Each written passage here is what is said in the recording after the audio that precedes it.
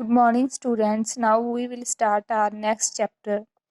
Aggregate demand and aggregate supply. ਇਹ ਆਪਣਾ Macro economics ਦਾ ਬਹੁਤ ਹੀ ਜ਼ਿਆਦਾ ਇੰਪੋਰਟੈਂਟ ਚੈਪਟਰ ਆ ਜਿਹਦਾ ਨਾਮ ਹੈ aggregate demand and aggregate supply, ਮਤਲਬ ਕੁੱਲ ਮੰਗ ਜਾਂ ਫਿਰ ਕੁੱਲ ਪੂਰਤੀ। In this chapter, focus is placed on the concept of aggregate demand and the aggregate supply। मतलब इस चैप्टर ਵਿੱਚ ਆਪਾਂ ਕਿਹਦੇ ਬਾਰੇ ਪੜਾਂਗੇ? ਐਗਰੀਗੇਟ ਡਿਮਾਂਡ ਤੇ ਐਗਰੀਗੇਟ ਸਪਲਾਈ ਬਾਰੇ। ਸਭ ਤੋਂ ਪਹਿਲਾਂ ਆਪਾਂ ਗੱਲ ਕਰਦੇ ਹਾਂ ਵੀ ਐਗਰੀਗੇਟ ਡਿਮਾਂਡ ਕੀ ਹੁੰਦੀ ਆ, ਇਹਦਾ ਮੀਨਿੰਗ। ਐਗਰੀਗੇਟ ਡਿਮਾਂਡ ਮਤਲਬ AD, A stands for aggregate demand or D stands for demand, means the total or aggregate quantity of output demanded in the economy। ਇੱਕ ਇਕੋਨਮੀ ਦੇ ਵਿੱਚ ਜਿੰਨੀ ਵੀ ਆਊਟਪੁੱਟ ਮਤਲਬ ਇੱਕ ਇਕੋਨਮੀ ਦੇ ਵਿੱਚ, ਇੱਕ ਅਰਥ ਵਿਵਸਥਾ ਦੇ ਵਿੱਚ ਜਿੰਨੀਆਂ ਵੀ ਵਸਤੂਆਂ ਤੇ ਸੇਵਾਵਾਂ ਬਣੀਆਂ, ਠੀਕ ਹੈ, ਉਹਨੂੰ ਆਊਟਪੁੱਟ ਬੋਲਿਆ ਜਾਂਦਾ। ਉਹਦੀ ਕਿੰਨੀ ਕੁਆਂਟਿਟੀ ਨੂੰ ਕੀ ਕੀਤਾ ਜਾਂਦਾ? ਡਿਮਾਂਡ ਕੀਤਾ ਜਾਂਦਾ, ਠੀਕ ਹੈ। ਪ੍ਰੋਡਿਊਸਰ ਤੇ ਕੰਜ਼ਿਊਮਰ ਦੁਆਰਾ ਇੱਕ ਇਕੋਨਮੀ ਦੇ ਵਿੱਚ ਜਿੰਨੀਆਂ ਵੀ ਵਸਤੂਆਂ ਦੀ ਮੰਗ ਕੀਤੀ ਜਾਂਦੀ ਆ ਉਹਨੂੰ ਕੀ ਕਿਹਾ ਜਾਂਦਾ? ਐਗਰੀਗੇਟ ਡਿਮਾਂਡ ਕਿਹਾ ਜਾਂਦਾ, ਠੀਕ ਹੈ। ਐਗਰੀਗੇਟ ਦਾ ਮਤਲਬ ਹੁੰਦਾ ਟੋਟਲ ਜਾਂ ਫਿਰ ਕੁੱਲ। AD also means total expenditure, ਠੀਕ ਹੈ। AD ਨੂੰ ਮਤਲਬ ਐਗਰੀਗੇਟ ਡਿਮਾਂਡ ਨੂੰ ਹੋਰ ਵੀ ਕੀ ਕਿਹਾ ਜਾਂਦਾ?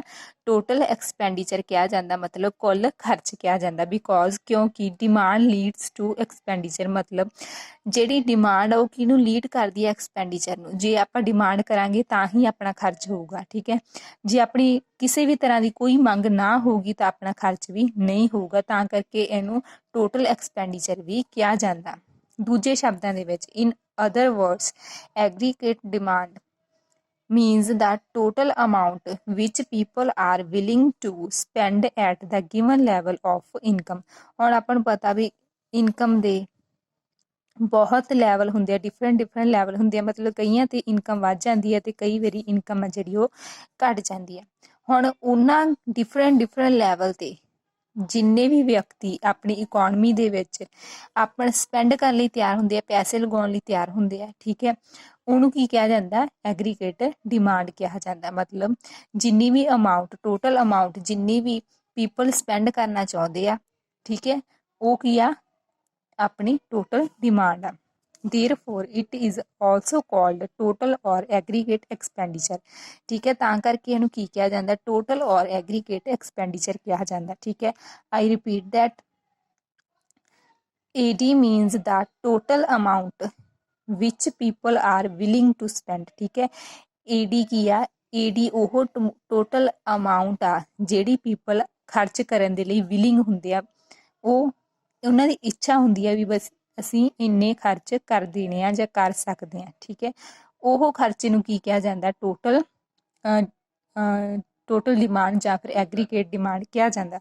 ਤਾਂ ਹੀ ਕਰਕੇ ਇਹਨੂੰ ਐਗਰੀਗੇਟ ਐਕਸਪੈਂਡੀਚਰ ਕਿਹਾ ਹੁੰਦਾ, ਕਿਉਂਕਿ ਇਹ ਐਕਸਪੈਂਡੀਚਰ ਨੂੰ ਲੋਕ ਆ ਜਿਹੜਾ ਉਹ ਕਰਨ ਦੇ ਲਈ ਤਿਆਰ ਹੁੰਦੇ ਆ। ਅੱਗੇ ਆ ਦਾ concept of AD is used by the both, ਠੀਕ ਹੈ। ਜਿਹੜਾ ਕਨਸੈਪਟ ਸੀਗਾ ਐਗਰੀਗੇਟ ਡਿਮਾਂਡ ਦਾ, ਉਹ ਦੋ ਇਕਨੋਮਿਕਸ ਦੁਆਰਾ ਯੂਜ਼ ਕੀਤਾ ਗਿਆ ਸੀ, ਕਲਾਸੀਕਲ ਦੁਆਰਾ ਵੀ ਤੇ ਕੇਨਜ਼ੀਅਨ ਦੁਆਰਾ ਵੀ, ਠੀਕ ਹੈ। ਹੁਣ ਆਪਾਂ ਨੂੰ ਪਤਾ ਹੋਣਾ ਚਾਹੀਦਾ ਵੀ ਆਪਣੀ ਇਕਨੋਮਿਕਸ ਦੀ ਜਦੋਂ ਡਿਵੈਲਪਮੈਂਟ ਹੋਈ ਸੀ, ਪਹਿਲਾਂ ਕਿਹੜੇ ਇਕਨੋਮਿਕਸ ਆਏ ਸੀ? ਕਲਾਸੀਕਲ, ਮਤਲਬ ਪੁਰਾਣੇ ਇਕਨੋਮਿਕਸ ਆਏ ਸੀ। ਉਸ ਤੋਂ ਬਾਅਦ ਹੁਣ ਕਿਹੜੇ ਆ? ਕੇਨਜ਼ੀਅਨ। ਉਸ ਤੋਂ ਬਾਅਦ ਕਲਾਸੀਕਲ ਦੀ ਜਦੋਂ ਆਲੋਚਨਾ ਕੀਤੀ ਜਾਣ ਲੱਗੀ ਤਾਂ ਉਦੋਂ ਜਿਹੜੇ ਕੇਨਜ਼ੀਅਨ ਇਕਨੋਮਿਕਸ ਸੀਗੇ ਉਹ ਆਏ ਤੇ ਮਾਡਰਨ ਇਕੋਨਮੀ ਆਈ, ਠੀਕ ਹੈ। ਸਭ ਤੋਂ ਪਹਿਲਾਂ ਆਪਾਂ ਗੱਲ ਕਰਦੇ ਹਾਂ ਕਲਾਸੀਕਲ ਇਕਨੋਮਿਕਸ ਬਾਰੇ। ਆਪਾਂ ਨੂੰ ਪਤਾ ਵੀ ਆਪਣੇ ਫਾਦਰ ਆਫ ਇਕਨੋਮਿਕਸ ਕੌਣ ਸੀ? ਐਡਮ ਸਮਿਥ, ਠੀਕ ਹੈ। ਜਿਹੜਾ 1920 ਦੇ ਵਿੱਚ ਜਾਂ ਇਸ ਤੋਂ ਪਹਿਲਾਂ ਜੋ ਵੀ ਆਪਣੀ ਲਾਜ਼ ਬਣੇ ਇਕਨੋਮਿਕਸ ਦੇ, ਉਹ ਕੀ ਸੀ? ਕਲਾਸੀਕਲ ਲਾਜ਼ ਸੀ, ਠੀਕ ਹੈ। ਉਹਦੇ ਵਿੱਚ ਮੇਨ ਜਿਹੜੇ ਆਪਣੇ ਇਕਨੋਮਿਕਸਟ ਸੀਗੇ ਜਿਨ੍ਹਾਂ ਨੇ ਲਾਜ਼ ਵਗੈਰਾ ਦਿੱਤੇ, ਉਹਦੇ ਵਿੱਚ JB ਸੇ, JS ਮਿਲ, ਰਿਕਾਰਡੋ ਆ ਸੀਗੇ, ਠੀਕ ਹੈ। ਉਸ ਤੋਂ ਬਾਅਦ 1930 ਦੇ ਵਿੱਚ ਕੇਨਜ਼ੀਅਨ ਆਏ, ਠੀਕ ਹੈ। ਕੇਨਜ਼ੀਅਨ ਦਾ ਪੂਰਾ ਨਾਮ ਕੀ ਸੀ? ਜੌਨ ਮਾਇਰਾਰਡ ਕੇਨਜ਼ੀਅਨ, ਜਿਹਨੂੰ JM ਕੇਨਜ਼ ਵੀ ਕਿਹਾ ਜਾਂਦਾ, ਠੀਕ ਹੈ। ਉਹਨਾਂ ਨੇ ਇਹ ਕਲਾਸੀਕਲ ਵਾਲਿਆਂ ਦੀ ਆਲੋਚਨਾ ਕੀਤੀ ਤੇ ਉਹਨਾਂ ਤੋਂ ਬਿਲਕੁਲ ਵੱਖਰੇ ਆ ਜਿਹੜੇ ਉਹ ਆਪਣੇ ਲਾਜ਼ ਦਿੱਤੇ। ਮਤਲਬ ਪਹਿਲਾਂ ਕੀ ਮੰਨਿਆ ਜਾਂਦਾ ਸੀ ਆਪਣੀ ਇਕਨੋਮਿਕਸ ਦੇ ਵਿੱਚ? ਇਹ ਅਜ਼ੰਪਸ਼ਨਸ ਲਈਆਂ ਜਾਂਦੀਆਂ ਸੀ ਵੀ ਆਪਣੀ ਗੌਰਮੈਂਟ ਦਾ ਕੋਈ ਰੋਲ ਨਹੀਂ ਹੈਗਾ, ठीक है। पर ਆਪਾਂ ਨੂੰ ਪਤਾ ਵੀ ਗਵਰਨਮੈਂਟ ਤੋਂ ਬਿਨਾਂ ਆਪਣੀ ਇਕਨੋਮੀ ਹੈ ਜਿਹੜੀ ਉਹ ਚੱਲ ਨਹੀਂ ਸਕਦੀ।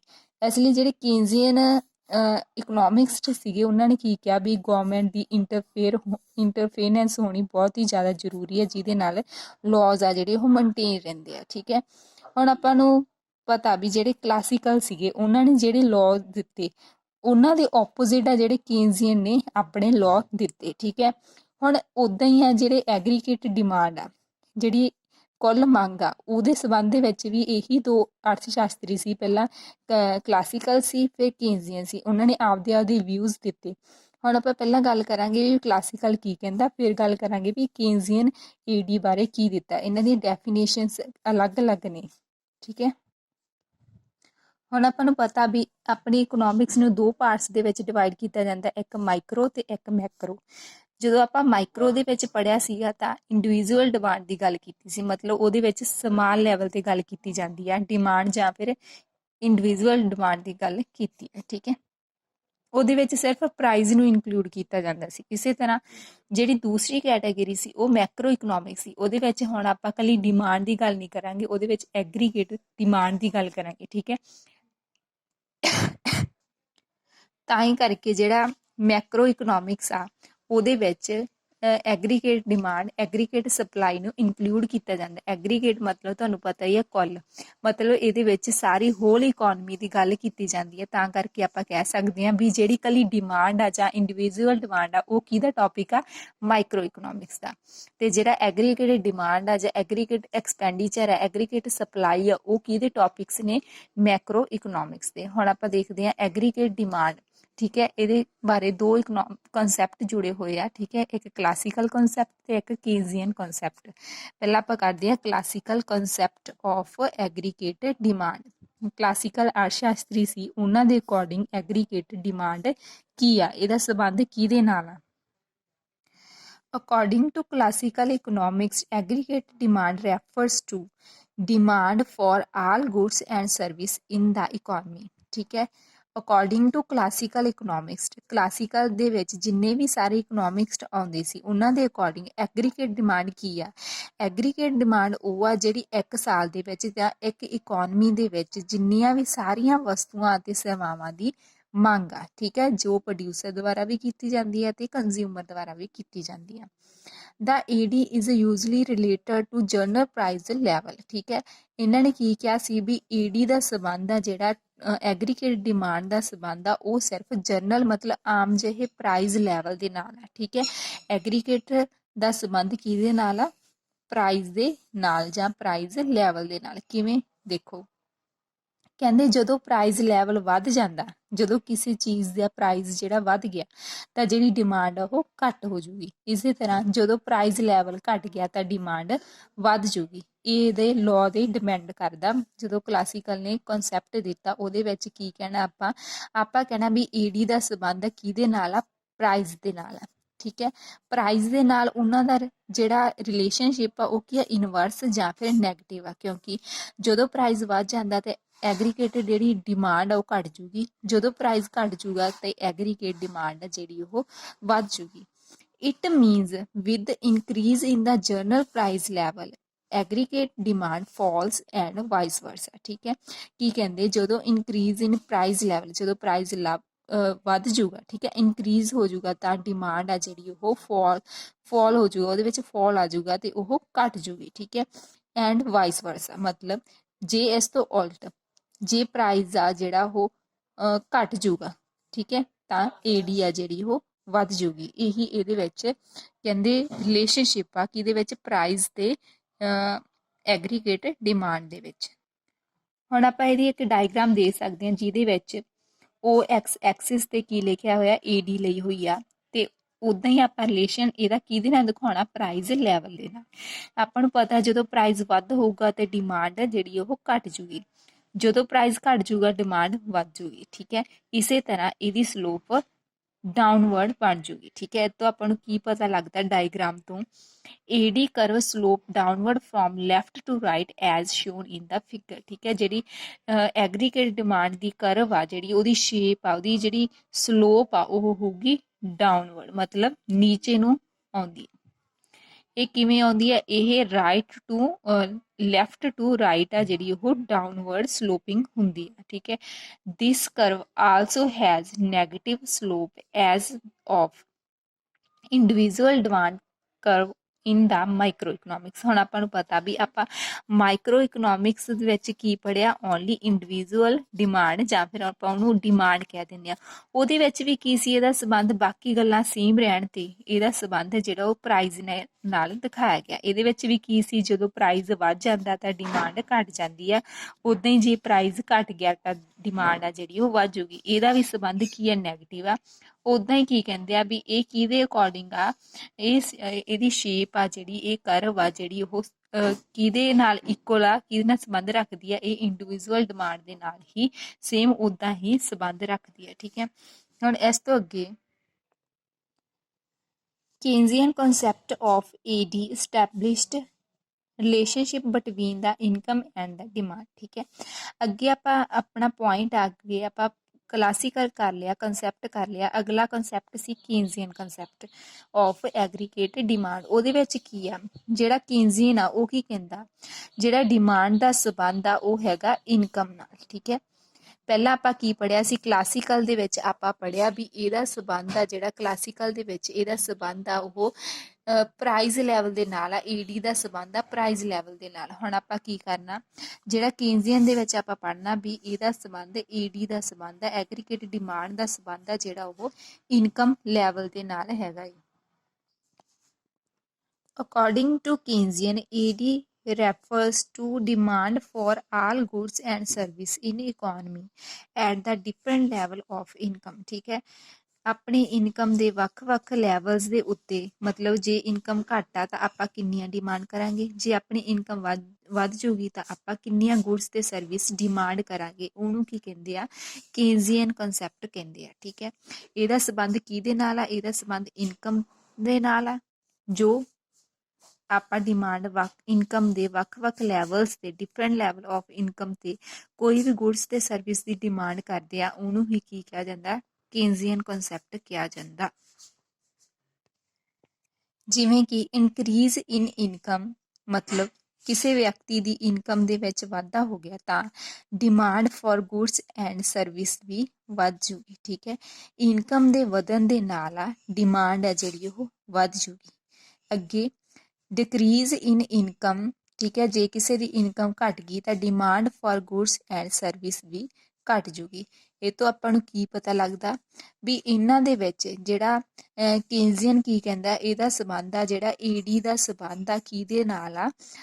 ਇਨਕਮ ਦੇ ਨਾਲ ਆ, ਠੀਕ ਹੈ। ਹੁਣ ਕਿਹੋ ਜਿਹਾ ਸੰਬੰਧ ਆ ਇਹਦੇ ਨਾਲ? ਇਹਦਾ ਪੋਜ਼ਿਟਿਵ ਸੰਬੰਧ ਆ, ਕਿਉਂਕਿ ਜਦੋਂ ਤਾਂ ਆਪਣੀ ਇਨਕਮ ਆ ਜਿਹੜੀ ਵੱਧ ਜੂਗੀ ਈਡੀ ਵੱਧ ਜਾਂਦੀ ਹੈ, ਜੇ ਇਨਕਮ ਘਟ ਜੂਗੀ ਤਾਂ ਜਿਹੜੀ ਏਡੀ ਆ ਉਹ ਵੀ ਘਟ ਜੂਗੀ, ਠੀਕ ਹੈ। ਇਸ ਲਈ ਆਪਾਂ ਕਹਿ ਸਕਦੇ ਹਾਂ ਕਿ ਇਹਦੇ ਵਿੱਚ ਪੋਜ਼ਿਟਿਵ ਰਿਲੇਸ਼ਨਸ਼ਿਪ ਆ। ਇਸ ਤੋਂ ਅੱਗੇ ਇਨ ਪ੍ਰੋਫਿਟ ਮੋਟਿਵ ਕੈਪੀਟਲਿਸਟਿਕ ਇਕੋਨਮੀ, ਠੀਕ ਹੈ। ਮਤਲਬ ਇੱਕ ਇਕੋਨਮੀ ਹੁੰਦੀ ਹੈ ਜਿਹਦੇ ਵਿੱਚ ਸਾਰੀਆਂ ਫਰਮਾਂ ਤਾਂ ਹੀ ਕੰਮ ਕਰਦੀਆਂ ਤਾਂ ਕਿ ਸਾਨੂੰ ਪ੍ਰੋਫਿਟ ਮਿਲੇ। ਉਹਨਾਂ ਦਾ ਮੋਟਿਵ ਕੀ ਹੁੰਦਾ? ਉਹਨਾਂ ਦਾ ਉਦੇਸ਼ ਕੀ ਹੁੰਦਾ? ਸਿਰਫ ਔਰ ਸਿਰਫ ਮੋਟਿਵ ਪ੍ਰਾਪਤ ਕਰਨਾ, ਠੀਕ ਹੈ, ਪ੍ਰੋਫਿਟ ਪ੍ਰਾਪਤ ਕਰਨਾ। ਏਡੀ ਕੰਸਿਸਟ ਆਫ ਕੰਜ਼ੰਪਸ਼ਨ ਸਪੈਂਡਿੰਗ, ਠੀਕ ਹੈ। ਹੁਣ ਇਹੋ ਜਿਹੀ ਇਕੋਨਮੀ ਦੇ ਵਿੱਚ ਕੀ ਆਊਗਾ? ਏਡੀ ਕਾਹਦੇ ਤੇ ਡਿਪੈਂਡ ਕਰਦੀ ਹੈ? ਏਡੀ ਦੇ ਵਿੱਚ ਦੋ ਚੀਜ਼ਾਂ ਨੂੰ ਪਲੱਸ ਕੀਤਾ ਜਾਂਦਾ। ਕਿਹੜੀਆਂ-ਕਿਹੜੀਆਂ ਚੀਜ਼ਾਂ ਵਾ ਉਹ? ਕੰਜ਼ੰਪਸ਼ਨ ਸਪੈਂਡਿੰਗ, ਮਤਲਬ ਜਿਹੜੀ ਆਪਾਂ ਖਰਚ ਕਰਦੇ ਹਾਂ ਕੋਈ ਵੀ ਚੀਜ਼ ਲੈਣ ਦੇ ਵਿੱਚ, plus spending on new investment, ਜਾਂ ਫਿਰ ਆਪਾਂ ਕੋਈ ਵੀ ਸਪੈਂਡਿੰਗ ਕਰਦੇ ਹਾਂ ਨਵੀਆਂ ਮਸ਼ੀਨਾਂ ਖਰੀਦਣ ਦੇ ਲਈ। ਉਹਦੇ ਵਿੱਚ ਕੀ ਆ? ਏਡੀ ਆ ਜਿਹੜੀ ਐਗਰੀਗੇਟ ਡਿਮਾਂਡ ਆ ਉਹਦੇ ਵਿੱਚ ਦੋ ਚੀਜ਼ਾਂ ਆ ਜਾਂਦੀਆਂ। ਕਿਹੜੀਆਂ-ਕਿਹੜੀਆਂ? Consumption spending plus new investment. ਦੋਨਾਂ ਚੀਜ਼ਾਂ ਨੂੰ ਮਿਲਾ ਕੇ ਜਿਹੜੀ ਆ ਉਹ ਟੋਟਲ ਡਿਮਾਂਡ ਆ ਉਹ ਕੀਤੀ ਜਾਂਦੀ। ਕਿਹਦੇ ਵਿੱਚ? ਸਿਰਫ ਆਪਾਂ ਕੀ ਯਾਦ ਰੱਖਣਾ? ਜਦੋਂ ਆਪਣੀ ਜਿਹੜੀ ਇਕੋਨਮੀ ਆ ਉਹ ਕੈਪੀਟਲਿਸਟਿਕ ਹੋਵੇ ਤੇ ਪ੍ਰੋਫਿਟ ਮੋਟਿਵ ਹੋਵੇ। ਜਦੋਂ ਸਿਰਫ ਫਰਮਾਂ ਤਾਂ ਹੀ ਕੰਮ ਕਰਦੀਆਂ ਤਾਂ ਕਿ ਉਹਨਾਂ ਨੂੰ ਵੱਧ ਤੋਂ ਵੱਧ ਪ੍ਰੋਫਿਟ ਪ੍ਰਾਪਤ ਹੋ ਸਕੇ। ਉਹਦੇ ਵਿੱਚ ਕੀ ਆ? ਐਗਰੀਗੇਟ ਦੀ ਡਿਮਾਂਡ ਆ ਜਿਹੜੀ ਉਹਦੇ ਵਿੱਚ ਦੋ ਚੀਜ਼ਾਂ ਨੂੰ ਇਨਕਲੂਡ ਕੀਤਾ ਜਾਂਦਾ। ਇੱਕ ਤਾਂ ਕੰਜ਼ੰਪਸ਼ਨ, ਠੀਕ ਹੈ, ਤੇ ਪਲੱਸ ਜਿਹੜੀ ਨਿਊ ਇਨਵੈਸਟਮੈਂਟ ਆ, ਕਿਸੇ ਵੀ ਮਸ਼ੀਨਾਂ ਦੇ ਉੱਪਰ ਕੋਈ ਵੀ ਖਰਚਾ ਕੀਤਾ ਜਾਂਦਾ ਉਹ ਜਿਹੜੀ ਸਪੈਂਡਿੰਗ ਆ, ਦੋ ਤਰ੍ਹਾਂ ਦੀ ਸਪੈਂਡਿੰਗ ਨੂੰ ਸ਼ਾਮਿਲ ਕੀਤਾ ਜਾਂਦਾ। ਅੱਗੇ ਆਪਾਂ ਇਹਦੀ ਡਾਇਗਰਾਮ ਕਰਾਂਗੇ। ਵਾਈ ਐਕਸਿਸ ਤੇ ਕੀ ਆ ਐਗਰੀਗੇਟ ਡਿਮਾਂਡ, ਵਾਈ ਐਕਸਿਸ ਤੇ ਕੀ ਆ ਇਨਕਮ ਜਾਂ ਇੰਪਲਾਇਮੈਂਟ। ਠੀਕ ਹੈ, ਇਨਕਮ ਤੇ ਇੰਪਲਾਇਮੈਂਟ ਸੇਮ ਹੀ ਆ, ਤੁਸੀਂ ਕੀ ਲਿਖਣਾ ਇਨਕਮ ਵੀ ਇਕੱਲਾ ਲਿਖ ਸਕਦੇ ਹੋ। ਇਹਦੇ ਵਿੱਚ ਹੁਣ ਕੀ ਆ, ਕੀ ਕਹਿੰਦੇ ਆ ਇਹਦੀ ਸਲੋਪ ਕਿੱਦਾਂ ਜਾ ਰਹੀ ਆ, ਇਹਦੀ slope upward from left to right. ਠੀਕ ਹੈ, ਲੈਫਟ ਟੂ ਰਾਈਟ ਕੀ ਜਾ ਰਹੀ ਆ, ਅਪਵਰਡ ਜਾ ਰਹੀ ਆ। ਕੀ ਸ਼ੋ ਕਰ ਰਹੀ ਆ, a positive relationship between the income and the demand, income and the aggregate demand ਆ, ਇਹਦੇ ਵਿੱਚ ਪੋਜ਼ਿਟਿਵ ਰਿਲੇਸ਼ਨਸ਼ਿਪ ਨੂੰ ਜਿਹੜਾ ਉਹ ਕੀ ਕਰ ਰਹੀ ਆ, ਸ਼ੋ ਕਰ ਰਹੀ ਆ। ਠੀਕ ਹੈ, ਮੰਨ ਲਓ ਆਪਣੀ ਇਨਕਮ ਆ ਜਿਹੜੀ ਪਹਿਲਾਂ ਘੱਟ ਸੀ, ਫਿਰ ਉਦੋਂ ਵੱਧ ਗਈ, ਫਿਰ ਉਦੋਂ ਵੱਧ ਗਈ। ਠੀਕ ਹੈ, ਹੁਣ ਆਪਣੀ ਜਿਵੇਂ ਜਿਵੇਂ ਆਪਣੀ ਇਨਕਮ ਵਧੀ ਗਈ ਉਵੇਂ ਉਵੇਂ ਡਿਮਾਂਡ ਵਧੀ ਗਈ, ਮਤਲਬ ਇਹਨਾਂ ਦੇ ਵਿੱਚ ਜਿਹੜਾ ਸਬੰਧ ਆ ਉਹ ਪੋਜ਼ਿਟਿਵ ਪਾਇਆ ਜਾਂਦਾ।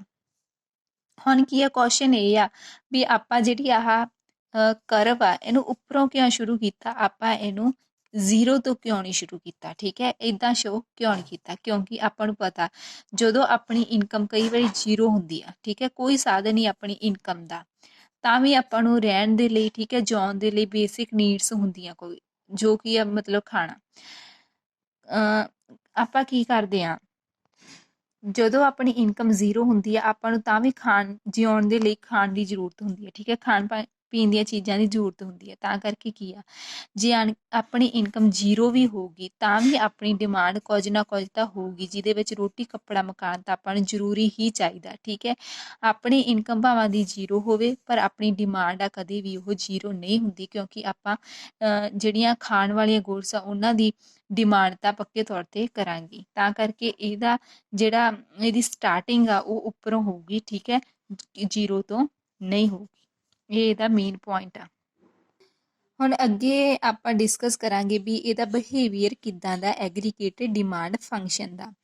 It is established that aggregate demand depends on the level of income in the economy. ਕਹਿੰਦੇ ਆਪਾਂ ਨੂੰ ਪਤਾ ਵੀ ਜਿਹੜੀ ਐਗਰੀਗੇਟ ਡਿਮਾਂਡ ਆ ਉਹਦਾ ਦੀ ਇਸਟੈਬਲਿਸ਼ ਕਿਵੇਂ ਹੋਈ, ਉਹ ਪੈਦਾ ਕਿਵੇਂ ਹੋਈ, ਉਹਦਾ ਸੰਬੰਧ ਕਿਹਦੇ ਨਾਲ ਆ, ਕਿਹਦੇ ਉੱਪਰ ਡਿਪੈਂਡ ਕਰਦੀ ਹੈ, ਇਨਕਮ ਦੇ ਉੱਪਰ ਡਿਪੈਂਡ ਕਰਦੀ ਹੈ। ਕਹਿੰਦੇ ਜੇਕਰ ਹਾਇਰ ਲੈਵਲ ਆਫ ਇਨਕਮ, ਮਤਲਬ ਇਨਕਮ ਦਾ ਹਾਇਰ ਲੈਵਲ ਆ, ਮਤਲਬ ਬਹੁਤ ਜ਼ਿਆਦਾ ਇਨਕਮ ਆ ਰਹੀ ਆ, ਤਾਂ ਕੀ ਹੋਊਗਾ, ਹਾਇਰ ਦਾ ਪਰਚੇਜ਼ਿੰਗ ਪਾਵਰ ਮਤਲਬ ਆਪਾਂ ਵੱਧ ਤੋਂ ਵੱਧ ਜਿੰਨੀਆਂ ਵੀ ਚੀਜ਼ਾਂ ਖਰੀਦ ਸਕਦੇ ਆ ਉਹ ਵਾਲੀ ਪਰਚੇਜ਼ਿੰਗ ਪਾਵਰ। ਠੀਕ ਹੈ, ਇਹ ਕੀ ਆ, ਵੱਧ ਜੂਗੀ। ਪਤਾ ਹੀ ਆਪਾਂ ਨੂੰ ਜਦੋਂ ਆਪਣੇ ਹੱਥ 'ਚ ਪੈਸਾ ਹੋਊਗਾ ਤਾਂ ਆਪਣੀ ਪਰਚੇਜ਼ਿੰਗ ਪਾਵਰ ਮਤਲਬ ਕਿਸੇ ਵਸਤੂਆਂ ਨੂੰ ਖਰੀਦਣ ਦੀ ਸ਼ਕਤੀ ਵੀ ਜਿਹੜੀ ਉਹ ਹਾਇਰ ਹੋਊਗੀ। ਅੱਗੇ ਆ higher the level of demand. ਠੀਕ ਹੈ, ਇਹਦੇ ਨਾਲ ਅੱਗੇ ਕੀ ਹੋ ਜਾਊਗਾ, ਦਾ ਲੈਵਲ ਆਫ ਡਿਮਾਂਡ ਵੀ ਹਾਇਰ ਹੋ ਜਾਊਗਾ। ਦੁਬਾਰਾ ਦੇਖੋ, ਜਦੋਂ ਆਪਣਾ ਲੈਵਲ ਆਫ ਇਨਕਮ ਮਤਲਬ ਇਨਕਮ ਵੱਧ ਜੂਗੀ, ਉਹਦੇ ਨਾਲ ਪਰਚੇਜ਼ਿੰਗ ਪਾਵਰ ਵੀ ਆਪਣੀ ਜਿਹੜੀ ਸ਼ਕਤੀ ਆ ਉਹ ਵੱਧ ਜੂਗੀ, ਉਹਦੇ ਨਾਲ ਕੀ ਹੋ ਜਾਊਗਾ, ਜਿਹੜੀ ਡਿਮਾਂਡ ਵੀ ਆਪਾਂ ਵੱਧ ਕਰਾਂਗੇ। ਠੀਕ ਹੈ, ਇਸੇ ਤਰ੍ਹਾਂ ਆਪਾਂ ਦੇਅਰਫੋਰ ਆਪਾਂ ਦੇਖ ਸਕਦੇ ਹਾਂ ਇਹਨਾਂ ਦੋਨਾਂ ਦੇ ਵਿੱਚ ਸਿੱਧਾ ਸੰਬੰਧ ਆ। ਜੇਕਰ ਇਨਕਮ ਵੱਧ ਗਈ ਤਾਂ ਡਿਮਾਂਡ ਵੀ ਵੱਧ ਗਈ, ਜੇ ਇਨਕਮ ਘਟ ਗਈ ਤਾਂ ਡਿਮਾਂਡ ਵੀ ਆ ਘਟ ਜੂਗੀ। ਠੀਕ ਹੈ, ਹੁਣ 2 ਇੰਪੋਰਟੈਂਟ ਆਬਜ਼ਰਵੇਸ਼ਨਸ ਕਿਹੜੀਆਂ ਹੋਈਆਂ ਇਹ ਡਿਮਾਂਡ ਦੇ ਵਿੱਚ, ਐਗਰੀਗੇਟ ਡਿਮਾਂਡ ਦੇ ਵਿੱਚ। ਠੀਕ ਹੈ, ਐਗਰੀਗੇਟ ਡਿਮਾਂਡ ਫੰਕਸ਼ਨ ਵਿੱਚ ਜਿਹੜੀਆਂ 2 ਇੰਪੋਰਟੈਂਟ ਆਬਜ਼ਰਵੇਸ਼ਨਸ ਆ, ਹੁਣ ਆਪਾਂ ਉਹਨਾਂ ਨੂੰ ਐਕਸਪਲੇਨ ਕਰਾਂਗੇ। ਪਹਿਲਾਂ ਆਪਾਂ ਦੇਖਾਂਗੇ when income is zero there is always some minimum level of consumption or demand. This demand is necessary for our survival or the living. To meet this demand, something we use our past saving or ਬੋਰੋ from others. ਮਤਲਬ ਇਹ point ਆਪਾਂ ਪਹਿਲਾਂ ਹੀ discuss ਕਰ ਚੁੱਕੇ ਹਾਂ। ਮਤਲਬ ਜਦੋਂ ਆਪਣੀ ਇਨਕਮ ਜ਼ੀਰੋ ਹੋ ਜਾਂਦੀ ਹੈ ਤਾਂ ਆਪਣੀ ਡਿਮਾਂਡ ਆ ਜਿਹੜਾ ਉਹਦਾ ਮਿਨੀਮਮ ਲੈਵਲ ਆ ਜਿਹੜਾ ਉਹ ਬਣਿਆ ਰਹਿੰਦਾ। ਜੋ ਡਿਮਾਂਡ ਆਪਣੀ ਜਿਉਣ ਦੇ ਲਈ ਜ਼ਰੂਰੀ ਹੁੰਦੀ ਆ, ਉਹਦੇ ਵਿੱਚ ਬੇਸਿਕ ਨੀਡਸ ਨੂੰ ਪੂਰਾ ਕਰਨ ਲਈ ਉਹ ਡਿਮਾਂਡ ਆਪਾਂ ਹਰੇਕ ਹਾਲਤ ਵਿੱਚ ਕਰਾਂਗੇ, ਭਾਵਾਂ ਦੀ ਆਪਣੀ ਇਨਕਮ ਆ ਜਿਹੜੀ ਉਹ ਜ਼ੀਰੋ ਹੋ ਜਾਵੇ। ਠੀਕ ਹੈ, ਹੁਣ ਇਹ ਡਿਮਾਂਡ ਆਪਾਂ ਕਾਹਦੇ ਸਿਰ 'ਤੇ ਕਰ ਸਕਦੇ ਹਾਂ, ਆਪਣੇ ਕੋਲ ਇਨਕਮ ਤਾਂ ਹੈ ਨਹੀਂ, ਆਪਾਂ ਜਾਂ ਫਿਰ ਕਿਸੇ ਤੋਂ ਬੋਰੋ ਕਰ ਸਕਦੇ ਹਾਂ, ਉਧਾਰ ਲੈ ਸਕਦੇ ਹਾਂ, ਜਾਂ ਫਿਰ ਆਪਣੀਆਂ ਜਿਹੜੀਆਂ ਪਾਸਟ ਸੇਵਿੰਗਸ ਹੁੰਦੀਆਂ, ਪਿਛਲੀਆਂ ਸੇਵਿੰਗਸ ਹੁੰਦੀਆਂ, ਉਹਨਾਂ ਨੂੰ ਯੂਜ਼ ਕਰਕੇ ਆਪਾਂ ਇਹ ਜਿਹੜੀ ਡਿਮਾਂਡ ਆ ਉਹ ਕਰ ਸਕਦੇ ਹਾਂ। ਇਸੇ ਲਈ ਆਪਾਂ ਕਹਿ ਸਕਦੇ ਹਾਂ ਵੀ ਡਿਮਾਂਡ ਜਿਹੜੀ ਆ ਉਹ ਉੱਪਰ ਤੋਂ ਸ਼ੁਰੂ ਹੁੰਦੀ ਆ। ਅੱਗੇ ਦੇਖਦੇ ਹਾਂ ਅਗਲੀ ਆਬਜ਼ਰਵੇਸ਼ਨ ਕੀ ਆ। With the increase in income the demand also rise. ਜਿਵੇਂ ਕਿ ਆਪਾਂ ਨੂੰ ਪਤਾ ਜਿਵੇਂ ਜਿਵੇਂ ਇਨਕਮ ਵੱਧ ਜੂਗੀ, ਠੀਕ ਹੈ, ਇਨਕਮ ਵਧੀ ਜਾਂਦੀ ਆ, ਉਹਦੇ ਨਾਲ ਕੀ ਆ, ਡਿਮਾਂਡ ਵੀ ਆ ਜਿਹੜੀ ਉਹ ਵੱਧ ਜੂਗੀ। ਪਰ ਕੀ ਕਹਿੰਦੇ ਆ, ਬਟ ਵੈਨ ਆ particular level of income is reached people start saving. ਠੀਕ ਹੈ, ਜਦੋਂ ਇੱਕ ਪਰਟੀਕੂਲਰ ਪੁਆਇੰਟ ਆਉਂਦਾ ਉਦੋਂ ਬਾਅਦ ਕੀ ਆ, ਜੇ ਇਨਕਮ ਵਧੂਗੀ ਤਾਂ ਉਹ ਆਪਣੀ ਜਿਹੜੀ ਪਰਚੇਜ਼ਿੰਗ ਆ, ਜਿਹੜੀ ਕੰਜ਼ੰਪਸ਼ਨ ਆ, ਉਹ ਘੱਟ ਕਰ ਦੂਗਾ ਅਤੇ ਬਾਕੀ ਪੈਸਾ ਜਿਹੜਾ ਉਹ ਸੇਵ ਕਰਨ ਲੱਗ ਜੂਗਾ। ਹੁਣ ਆਪਾਂ ਨੂੰ ਵੀ ਪਤਾ, ਠੀਕ ਹੈ, ਜਿਵੇਂ ਕਿ ਆਪਾਂ ਦੇਖਦੇ ਹਾਂ ਵੀ ਆਪਣੀ ਇਨਕਮ ਪਹਿਲਾਂ ਘੱਟ ਸੀ, ਠੀਕ ਹੈ, ਤਾਂ ਆਪਣੀ ਜਿਹੜੀ ਇਨਕਮ ਘੱਟ ਹੋਣ ਦੇ ਨਾਲ ਆਪਣੀ ਡਿਮਾਂਡ ਵੀ ਘੱਟ ਸੀ। ਇਨਕਮ ਵੱਧ ਗਈ ਅਤੇ ਡਿਮਾਂਡ ਵੀ ਵੱਧ ਗਈ, ਪਰ ਇਨਕਮ ਵਧੀ ਜਾਂਦੀ ਹੈ, ਆਪਾਂ ਉਨੀ ਡਿਮਾਂਡ ਨਹੀਂ ਵਧਾਵਾਂਗੇ ਕਿਉਂਕਿ ਜਿਹੜੀਆਂ ਚੀਜ਼ਾਂ ਚਾਹੀਦੀਆਂ ਆਪਾਂ ਨੂੰ ਉਹੀ ਚਾਹੀਦੀਆਂ, ਫਾਲਤੂ ਖਰਚਾ ਆਪਾਂ ਬੰਦ ਕਰਾਂਗੇ। ਠੀਕ ਹੈ, ਜਿਹੜੀ ਆਪਣੇ ਕੋਲ ਇਨਕਮ ਹੁਣ ਬਚਣ ਲੱਗ ਜੂਗੀ ਉਹਦੀ ਆਪਾਂ ਕੀ ਆ, ਸੇਵਿੰਗ ਸਟਾਰਟ ਕਰ ਦਾਂਗੇ। ਠੀਕ ਹੈ, ਹੁਣ ਦੇਖੋ ਆਪਾਂ ਇਹਨਾਂ ਟੂ ਆਬਜ਼ਰਵੇਸ਼ਨ ਦੇ ਸੰਬੰਧ ਵਿੱਚ ਆਪਾਂ ਇੱਕ ਇਹਦਾ ਸਕੈਜੂਲ ਬਣਾ ਸਕਦੇ ਹਾਂ। ਜਿਵੇਂ ਏਡੀ ਸਕੈਜੂਲ ਕੀ ਆ, ਇੱਕ ਪਾਸੇ ਕੀ ਆ, ਇਨਕਮ ਆ, ਦੂਜੇ ਪਾਸੇ ਕੀ ਆ, ਏਡੀ ਐਗਰੀਗੇਟ ਡਿਮਾਂਡ ਆ। ਹੁਣ ਆਪਾਂ ਇਹਨਾਂ ਨੂੰ ਕਰੋੜ ਦੇ ਵਿੱਚ ਲੈਣਾ ਕਿਉਂਕਿ ਆਪਾਂ ਨੂੰ ਪਤਾ ਇਹ ਕੋਈ ਇੱਕ ਬੰਦੇ ਦੀ ਆਮਦਨੀ, ਇਹ ਸਾਰੀ ਇਕੋਨਮੀ ਦੀ ਆ, ਤਾਂ ਕਰਕੇ ਇਹਨੂੰ ਕਰੋੜ ਦੇ ਵਿੱਚ ਆਪਾਂ ਗੱਲ ਕਰਾਂਗੇ, ਇਨਕਮ ਦੀ ਵੀ ਅਤੇ ਜਿਹੜੀ ਡਿਮਾਂਡ ਆ ਉਹਦੀ ਵੀ। ਠੀਕ ਹੈ, ਹੁਣ ਇਨਕਮ 0 ਤੋਂ ਸਟਾਰਟ ਹੋ ਕੇ 600 ਤੱਕ ਜਾਊਗੀ। ਠੀਕ ਹੈ, ਇੱਦਾਂ ਹੀ 100 ਤੋਂ ਲੈ ਕੇ 400 ਤੱਕ। ਦੇਖੋ ਕਹਿੰਦੇ ਜਦੋਂ ਇਨਕਮ 0 ਸੀ ਉਹਦਾ ਕੀ ਆ, ਇੱਕ ਜਿਹੜੀ ਡਿਮਾਂਡ ਦਾ ਮਿਨੀਮਮ ਲੈਵਲ ਬਣਿਆ ਰਹਿੰਦਾ। ਠੀਕ ਹੈ, ਜੋ ਆਪਾਂ ਨੂੰ ਜਿਉਣ ਦੇ ਲਈ ਜ਼ਰੂਰੀ ਹੈ। ਠੀਕ ਹੈ, ਆਪਣੀ ਡਿਮਾਂਡ ਕਿੰਨੀ ਸੀ, ਜੇ 0 ਆ ਇਨਕਮ ਤਾਂ ਡਿਮਾਂਡ ਕਿੰਨੀ ਆ ਆਪਣੀ, 100 ਕਰੋੜ। ਠੀਕ ਹੈ, ਉਹ ਆਪਾਂ ਕਾਹਦੇ ਚੋਂ ਕਰਦੇ ਹਾਂ, ਪਾਸਟ ਸੇਵਿੰਗਸ ਨੂੰ ਯੂਜ਼ ਕਰਕੇ ਜਾਂ ਫਿਰ ਬੋਰਿੰਗ ਕਰਕੇ। ਓਕੇ, ਅੱਗੇ ਆ ਜਿਵੇਂ ਜਿਵੇਂ ਆਪਣੀ ਇਨਕਮ ਵਧੀ ਜਾਊਗੀ, ਠੀਕ ਹੈ, 100 ਤੋਂ 200, 200 400, 400 ਦੇ 500, 500 600, ਉੱਦਾਂ ਹੀ ਕੀ ਆ ਆਪਣੀ ਜਿਹੜੀ ਏਡੀ ਆ ਉਹ ਵੀ ਵੱਧਦੀ ਜਾਂਦੀ ਹੈ। ਠੀਕ ਹੈ, ਇਹ ਤਾਂ ਹੋ ਗਿਆ ਲੋ, ਪਰ ਆਬਜ਼ਰਵੇਸ਼ਨ ਕੀ ਸੀ ਆਪਣੀ, ਪਹਿਲੀ ਆਬਜ਼ਰਵੇਸ਼ਨ ਆਪਾਂ ਕਰ ਲਈਏ ਕਲੀਅਰ। ਠੀਕ ਹੈ, ਜਦੋਂ ਇਨਕਮ 0 ਆ ਤਾਂ ਉਦੋਂ ਕੀ ਆ, ਏਡੀ ਆ ਕੁਝ ਨਾ ਕੁਝ ਬਣੀ ਰਹੂਗੀ, ਉਹਦਾ ਮਿਨੀਮਮ ਲੈਵਲ ਬਣਿਆ ਰਹੂਗਾ। ਇਸ ਤੋਂ ਬਾਅਦ ਆਪਾਂ ਕੀ ਕੀਤਾ ਵੀ ਇੱਕ ਇਹੋ ਜਿਹਾ ਪੁਆਇੰਟ ਆ ਜਾਊਗਾ, ਜਿਵੇਂ ਆ ਦੇਖੋ 200 ਤੋਂ 200, ਠੀਕ ਹੈ, ਇਨਕਮ ਵੀ 200 ਸੀ ਤਾਂ ਇਹਦੀ ਏਡੀ ਵੀ 200 ਸੀ। ਇਹ ਪੁਆਇੰਟ ਤੋਂ ਬਾਅਦ ਕੀ ਆ, ਜਿਹੜੀ ਇਨਕਮ ਆ ਉਹ ਤਾਂ ਉਹਦੇ ਵਿੱਚ ਤਾਂ ਜ਼ਿਆਦਾ ਵਾਧਾ ਆਊਗਾ। ਠੀਕ ਹੈ, ਜਿਵੇਂ 300 ਤੋਂ 400 ਹੋ ਰਹੀ ਹੈ, 400 ਤੋਂ 500, 500 ਤੋਂ 600, ਪਰ ਜਿਹੜੀ ਆਪਣੀ ਏਡੀ ਆ ਉਹਦੇ ਵਿੱਚ ਵਾਧਾ ਤਾਂ ਹੋ ਰਿਹਾ ਪਰ ਘੱਟ, ਕਿਉਂਕਿ ਇਹ 200 ਤੋਂ ਬਾਅਦ 300 ਨਹੀਂ ਹੋਈ, 200 ਤੋਂ ਬਾਅਦ ਇਹ 250 ਹੋ ਗਈ, ਅਤੇ ਜਿਹੜੇ ਬਾਕੀ 50 ਕਰੋੜ ਰੁਪਏ ਆ, ਠੀਕ ਹੈ, ਉਹ ਕੀ ਹੋ ਗਈ, ਉਹਦੀ ਸੇਵਿੰਗਸ ਹੋਣ ਲੱਗ ਜੂਗੀ। ਇੱਦਾਂ ਹੀ ਆਪਾਂ ਇਹਨੂੰ ਦਿਖਾ ਸਕਦੇ ਹਾਂ। ਇੱਦਾਂ ਹੀ ਇਹਦੇ ਬੇਸ ਦੇ ਉੱਪਰ ਆਪਾਂ ਇਹਦੀ ਡਾਇਗਰਾਮ ਬਣਾ ਦਾਂਗੇ, ਜਿਹਦੇ ਵਿੱਚ ਇੱਕ ਪਾਸੇ ਐਗਰੀਗੇਟ ਡਿਮਾਂਡ ਅਤੇ ਦੂਜੇ ਪਾਸੇ ਨੈਸ਼ਨਲ ਇਨਕਮ ਜਾਂ ਫਿਰ ਇਨਕਮ ਨੂੰ ਦਿਖਾਇਆ ਜਾਂਦਾ। ਹੁਣ ਨੈਸ਼ਨਲ ਇਨਕਮ ਜਿਵੇਂ ਆਪਾਂ ਦਿਖਾਈ ਗਈ ਸੀ, ਇਨਕਮ ਨੂੰ 0 ਤੋਂ ਸਟਾਰਟ ਕਰ ਦੇਣਾ। ਠੀਕ ਹੈ, ਅਤੇ ਜਿਹੜਾ ਡਿਮਾਂਡ ਆ ਉਹਨੂੰ 100 ਤੋਂ ਸਟਾਰਟ ਕਰ ਦੇਣਾ। ਉੱਦਾਂ ਹੀ ਆਪਾਂ ਜਿਹੜਾ ਦੇਖਿਆ ਸੀ ਵੀ ਇਨਕਮ ਜਦੋਂ 0 ਆ ਤਾਂ ਉਹਦਾ ਲੈਵਲ ਆ ਜਿਹੜਾ ਉਹ 100 ਬਣਿਆ ਰਹਿੰਦਾ। ਇਹਨਾਂ ਪੁਆਇੰਟਸ ਨੂੰ ਮਿਲਾ ਕੇ ਕੀ ਆ, ਏਡੀ ਬਣ ਜੂਗੀ। ਇਹੀ ਆਪਣੀ ਕੀ ਆ, ਐਗਰੀਗੇਟ ਡਿਮਾਂਡ ਦੀ ਜਿਹੜੀ ਡਾਇਗਰਾਮ ਕੰਪਲੀਟ ਹੋ ਜਾਊਗੀ। ਸੋ ਆਪਣਾ ਅੱਜ ਦਾ ਲੈਕਚਰ ਇੱਥੇ ਹੀ ਫਿਨਿਸ਼ ਹੋ ਜਾਂਦਾ। ਇੱਦੋਂ ਅੱਗੇ ਆਪਾਂ ਕੱਲ੍ਹ ਵਾਲੇ ਟੋਪਿਕ ਦੇ ਵਿੱਚ ਕਰਾਂਗੇ aggregate supply. So thank you.